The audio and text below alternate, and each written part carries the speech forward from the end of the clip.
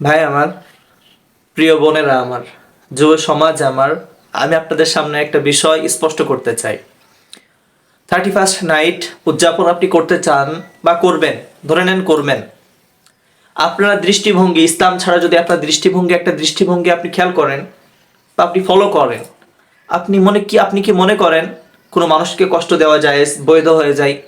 বা কোনো সে মানুষকে আপনি কষ্ট দিবেন, কাউকে কষ্ট দিয়ে আপনি নিজে সুখী থাকবেন? বা আপনি নতুন বছর উদযাপনের জন্য কাউকে কষ্ট দিবেন, মানুষদেরকে কষ্ট দিবেন, মুরব্বীদেরকে কষ্ট দিবেন, ছোট ছোট বাচ্চাদের ঘুম নষ্ট করে দিবেন, তারপরে আপনার জন্য নতুন বছর যেটা আসবে সেটা সুখময় হবে? এটা কি আপনি কল্পনা করেন? আপনি কি কল্পনা করেন আপনি হারামের মধ্যে ডুবে আপনি শান্তি পাবেন? আপনি কি কল্পনা করেন আপনার শরীর, আপনার মস্তিষ্ক হারাম বা শয়তান প্রসূত হয়ে যাচ্ছে, আপনি ঈমান হারা হয়ে যাচ্ছেন আর আপনি জান্নাত পেয়ে যাবেন? আপনি কি মনে করেন সবার বদদোয়া নিয়ে ভালো থাকা যায়?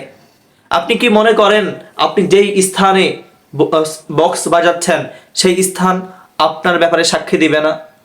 আল্লাহ তাআলা তো স্পষ্ট জানিয়েছেন, আল ইয়াউমা নাখতিমু আলা আফওয়াহিহিম ওয়া তুকাল্লিমুনা আইদিহিম ওয়া তাশহাদু আরজুলুহুম। ইয়াসিনের মধ্যে আল্লাহ তাআলা স্পষ্ট জানাচ্ছেন, মুখে মোহর পড়ে যাবে, হাত কথা বলবে, পা কথা বলবে। আপনি বলেন আমাকে, আপনি দৃষ্টিভঙ্গি, আমি ইসলামিক দৃষ্টিভঙ্গি বলতে চাচ্ছি না, আপনার দৃষ্টিভঙ্গিতেই বলেন মানুষকে কষ্ট দেওয়া কি জায়েজ বা বৈধ কোথায় আছে? মুরব্বীদেরকে কষ্ট দেওয়া কোথায় আছে? আপনি বক্স বাজিয়ে কষ্ট কেন দিচ্ছেন? বাবার থেকে জোর করে টাকা নিয়ে কেন আপনি পুরো রাতটা নষ্ট করছেন? জীবন যৌবনকে কেন নষ্ট করছেন? আপনি আমাকে বলেন, আমাকে আপনি বোঝান, এর মাধ্যমে কি সুখ বয়ে আনবেন, কি নতুনত্ব আনবেন জীবনে? এটা জীবন না। আপনি যে জীবনে পা বাড়াচ্ছেন, যে জীবন নিয়ে খুব এক্সাইটেড, বা আপনি যে জীবন নিয়ে খুব উৎফুল্ল আনন্দিত, সে জীবন মূলত এই জীবন না। আপনি ফিরে আসেন, আপনি বুঝছেন, হেদায়েতের পথে আসেন। হাদিস একটা শোনাইতে মনে চাচ্ছে খুব।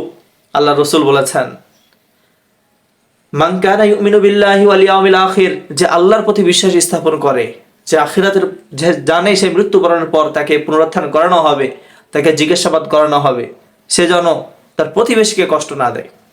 কেন আপনি আপনার প্রতিবেশীকে কষ্ট দিচ্ছেন? প্রিয় ভাই, প্রিয় বোন, অর্থ অপচয় করেন না, সময় অপচয় করেন না। সমস্ত সময় আল্লাহ তাআলার কাছে পছন্দনীয়। এর মধ্যে থেকে বিশেষ কিছু আছে, ঈদের দিন, জুমার দিন, রোজার মাস, রমাদান মাস সহ হজের মাস, এগুলো আল্লাহ তাআলা নির্দিষ্ট করেছেন। আপনি নির্দিষ্ট করে নতুন কিছু করে আপনার ভাগ্যে নতুন কিছু জুটবে না। যদি জুটাইতেই হয়, আল্লাহ তাআলার কাছে সেজদায় অবনত হন এবং আল্লাহ তাআলার কাছ থেকে চেয়ে নেন। সুখে থাকেন, ভালো থাকেন। আসসালামু আলাইকুম।